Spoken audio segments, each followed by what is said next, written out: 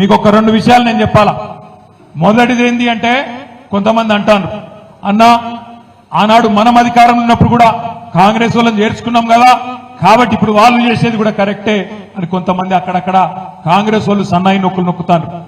మనం చేసిన దానికి వాళ్ళు చేసిన దానికి తేడా ఏందో మీకు తెలవాలి. ఈ పార్టీ ఫిరాయింపులు ఎవరు చాలు చేసిండ్రో కూడా మీకు తెలవాలి. ఒక్కసారి దయచేసి గతంలో చూడండి. ఈ భారతదేశంలో ఆయారాం గయారాం అనే కల్చర్ అనే సంస్కృతి, ఆ విషబీజానికి ఆనాడు మొక్క దొడిగింది ఎప్పుడు అంటే ఆనాడు కాంగ్రెస్ ప్రభుత్వం శ్రీమతి ఇందిరాగాంధీ గారు ప్రధానమంత్రిగా ఉన్నప్పుడే హర్యానా రాష్ట్రంలో ఏ ఎమ్మెల్యే గెలిచినా వాళ్ళని గుంజుకునే సంస్కృతికి శ్రీకారం చుట్టిందే కాంగ్రెస్ ప్రభుత్వం. అందుకే భారతదేశంలో అంటారు, ఆయారాం గయారాం అనే సంస్కృతిని ఈ దేశ రాజకీయాల్లో తీసుకొచ్చిందే కాంగ్రెస్ పార్టీ. ఆ తర్వాత 2004లో మనతో పొత్తు పెట్టుకున్నారు.